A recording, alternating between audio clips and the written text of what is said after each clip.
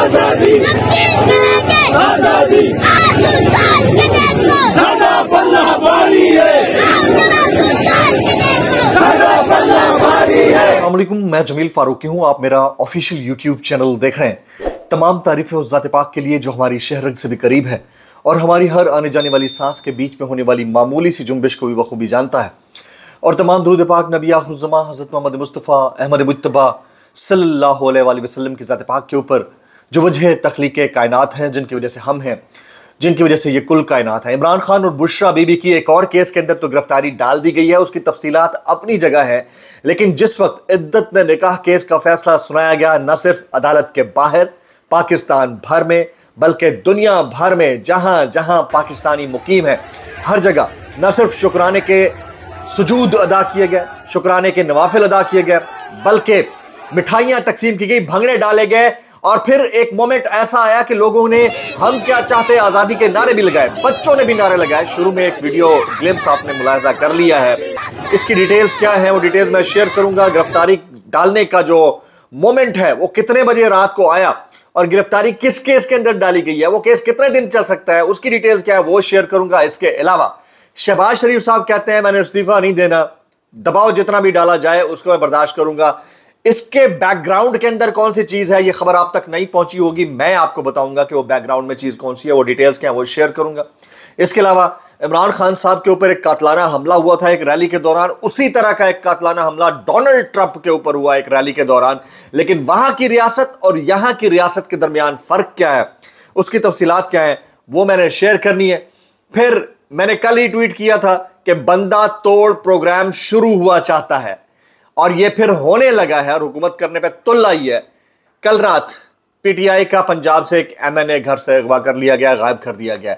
वो क्यों गायब हुआ और इस तरह के गायब होने के वाकयात में क्या इजाफा होगा या पीटीआई में फॉरवर्ड ब्लॉक्स बनाने की कोशिश की जाएगी, इसकी डिटेल्स क्या है, तमाम डिटेल्स शेयर करूंगा। इसलिए गुजारिश ये है कि आपने वीडियो को पहले मिनट से आखिरी मिनट तक देखना है।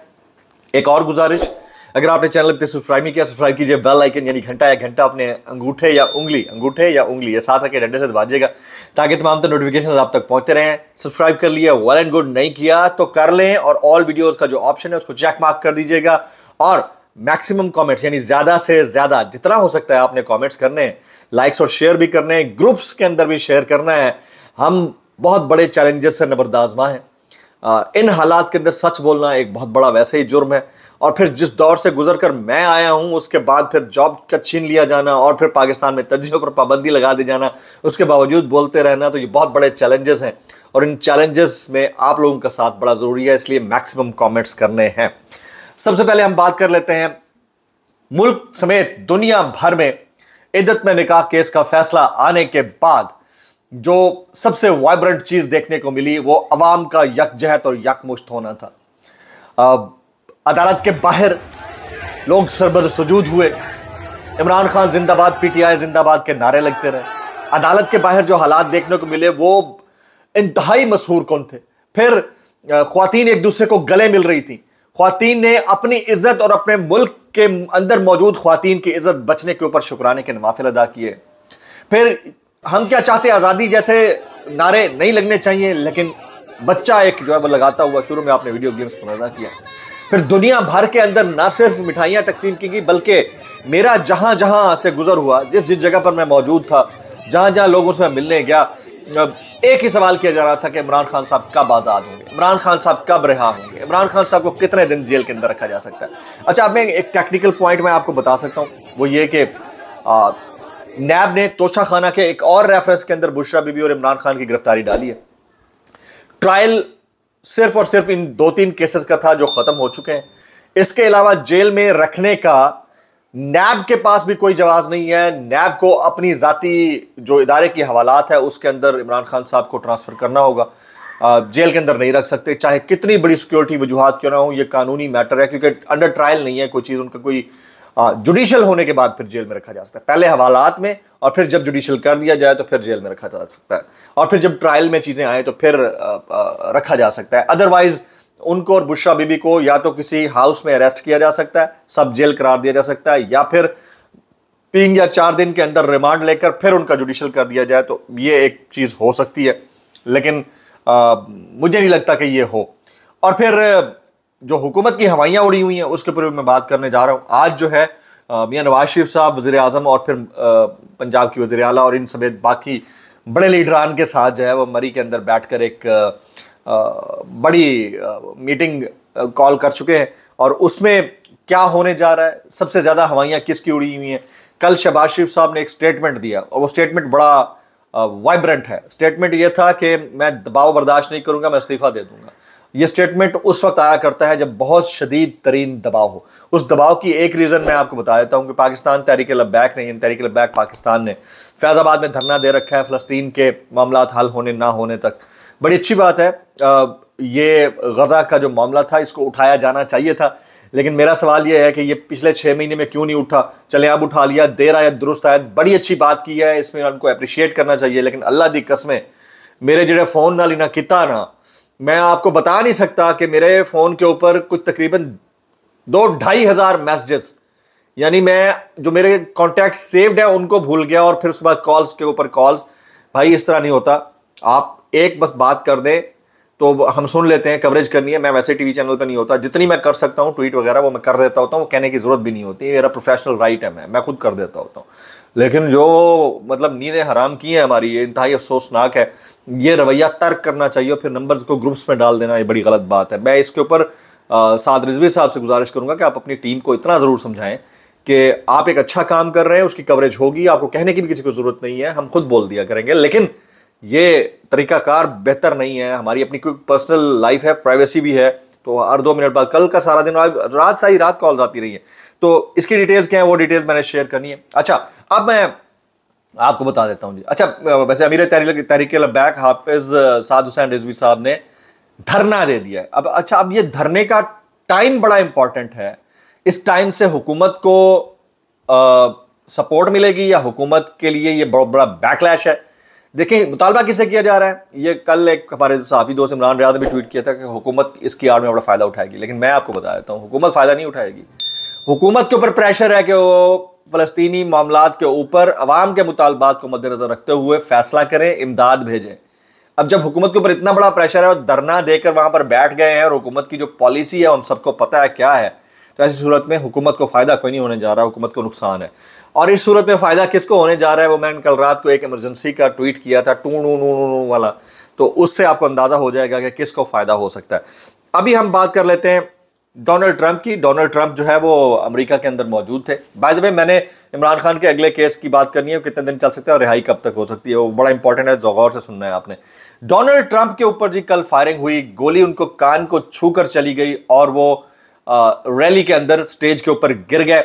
उनके साथ जो बाकी लोग थे उन्होंने उनको बचाने की कोशिश की। और सबसे इंपॉर्टेंट चीज़ जो मैं यहाँ पर आपके सामने रखना चाहता हूँ वो है रियासत का किरदार। रियासत हाय मुत्तहदा अमेरिका ने एक टैक्स पेयर और अपने एक बिजनेसमैन और फॉर्मर प्रेसिडेंट और आने वाले वक्त के प्रेसिडेंट उसको सेफगार्ड करने के लिए एड़ी चोटी का जोर लगा दिया। कहीं से ये क्वेश्चन नहीं आया कि आपने अपने ऊपर खुद हमला करवाया, कहीं से ये क्वेश्चन नहीं आया कि गोलियां तो लगी ही नहीं है, तो उनको बचाने के लिए एड़ी चोटी का जोर लगा दिया। एक हमारी रियासत थी, एक हमारा मुल्क था। जब इमरान खान साहब पर कातलाना हमला हुआ तो विक्टिम ब्लेमिंग की जाती रही, झूठ बोला जाता रहा। उन्होंने इवन मैं घर जब गया इमरान खान साहब से मुलाकात करने जमान पार्क, उन्होंने मुझे पिंडली अपनी खोल के दिखा दी कि जिस तरह आईफोन के ऊपर 3 निशान नहीं होते, ऐसे 3 निशान बने हुए थे उनके ऊपर गोलियों के, सूजे हुए थे, ऐसे बाहर निकले हुए थे कि यहाँ पर मुझे गोलियां लगी थी। इमरान खान ये देखो जमील, लोग कहते हैं ये हो गया और ये गोलियां लगी हुई थी। लेकिन हमारी रियासत ने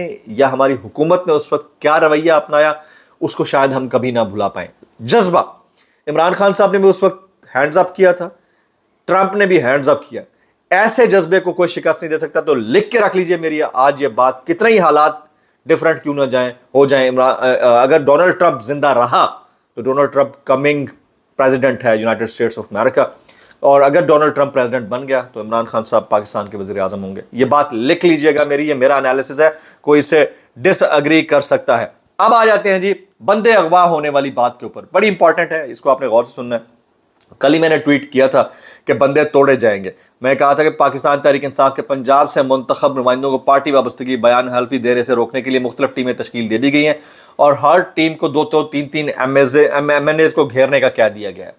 तो कल रात यानी गुज़िश्ता शब का वाकया है कि तहरीक इंसाफ के एमएनए, ये इमरान रियाज खान का ट्वीट है, वो कहते हैं तहरीक इंसाफ के एमएनए साहबजादा अमीर सुल्तान भी अगवा हो गए हैं।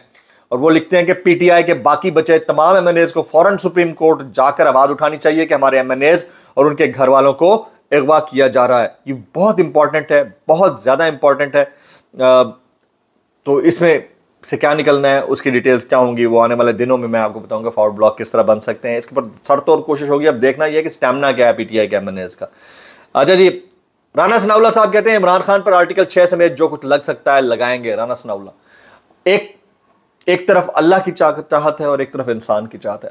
अल्लाह ने जब जब जिसको क्लीन चिट देनी है ना, वो आपको याद होगा कि यूसुफ को कुएं के अंदर भाइयों के धक्का देने के बावजूद वाली मिस्र बना देता है।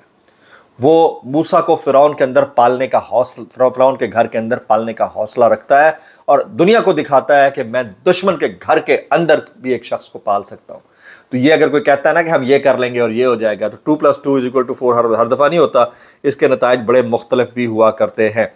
अच्छा जी, अब आ जाते हैं कुछ वायरल ट्वीट्स की जानिब। ARY साबिर शाकिर साहब कहते हैं डोनाल्ड ट्रंप पर इलेक्शन मुहिम के दौरान फायरिंग, कत्ल की कोशिश, सदारती इलेक्शन में क्लीन स्वीप, विक्ट्री यकीनी है। इमरान खान पर कातलाना हमला भी ऐसे ही हुआ था। और मैंने उसके मुज़मरात आपको बता दिया कि हमारी स्टेट ने कैसे रिएक्ट किया और वहाँ पर स्टेट कैसे रिएक्ट कर रही है। दो बड़े डिफरेंसेस हैं। आगे चलते हैं जी। औरिया मकबूल जान साहब एक ट्वीट करते हैं, वो कहते हैं दोस्तों और साथी ब्रोकरेट्स की ये इत्तला है कि chief election commissioner Sikandar Sultan Raja ने कहा है कि हमने तो काजी फाइजा के 13 जनवरी के तहरीक इंसाफ से बल्ला छीनने के फैसले के पीछे उनकी इंटेंट के ऐन मुताबिक काम किया, यानी नीयत। अब काजी साहब मुनहरिफ हो गए हैं तो हम कहाँ जाएं। ये बहुत बड़ी स्टोरी है अगर कोई समझना चाहे तो। अच्छा, हामिद मीर साहब ने भी डोनाल्ड ट्रंप के मामले के ऊपर ट्वीट करते हुए कहा है कि एक मकबूल लीडर से निजात पाने के लिए उस पर कई मुकदमे बनाए गए, मुकदमात के बावजूद उसे इलेक्शन की रेस से ना निकाला जा सका। तो एक तरबियत याफ्ता शूटर की खिदमत हासिल की गई, लेकिन राइफल की गोली ट्रंप के कान को छूकर गुजर गई है। खून आलूद चेहरा ट्रंप का नहीं, उनके मुखालफिन का है जो आज शिकस्त खा चुके हैं। और अमेरिका के अंदर जब यह हमला हुआ है तो उस हमला आवर को गोलियां मारकर कत्ल कर दिया गया। हमारे यहाँ तो जिंदा मौजूद है, उससे एविडेंसेस लिए जा सकते हैं, उससे तो एविडेंस भी नहीं लिया गया है। तो ये बड़ा फ़र्क है, ये जगह जगह का फ़र्क होता है। अब मैं कुछ वायरल बयानात शेयर कर लेता हूँ इस डिस्क्लेमर के साथ कि अगर आपको मेरी कोई बात बुरी लगती है तो माज़रत, ज़्यादा बुरी लगती है तो इंतहाई माज़रत, और ज़्यादा बुरी लगती है किसानों की कैसे कर लेते हो यार। जावेद हाशमी साहब ये कहते हैं कि इस्टेब्लिशमेंट से कहता हूँ इमरान खान और बुशरा बीबी से माफ़ी मांग लें। मेरा मानना यह है कि सब अशराफिया को माफ़ी तो मांगनी पड़ेगी एक पॉइंट ऑफ टाइम पे। जो अब तक नहीं मांग रहे हैं उनसे मैं इतना कहूँगा भाई कैसे कर लेते हो यार, कैसे कर लेते हो। आगे चलते हैं। जावेद लतीफ़ साहब कहते हैं कि इलेक्शन से पहले इद्दत केस में गिरफ्तारी असल में गिरफ्तारी नहीं बल्कि सहूलतकारी थी। यानी इलेक्शन से पहले इद्दत केस में जो खान साहब की गिरफ्तारी हुई है वो गिरफ्तारी नहीं थी, सहूलतकारी थी। उन्होंने कहा है जिसने 8 फरवरी को मुस्लिम लीग को नाकाबिले तलाफी नुकसान पहुंचाया। अगर अब कोई ये समझने से कासिर है तो ये लम्हा फिक्रिया है। आज भी इदारों में बैठे कुछ लोग अगर सहूलतकारी कर रहे हैं तो इदारों के लिए भी लम्हा फिक्रिया है। ये तो आपके लिए भी लम्हा फिक्रिया है कि पब्लिक आपकी नहीं मान रही। वो डटा हुआ है, वो नहीं मान रहा और पब्लिक भी नहीं मान रही। कैसे कर रहते हो यार।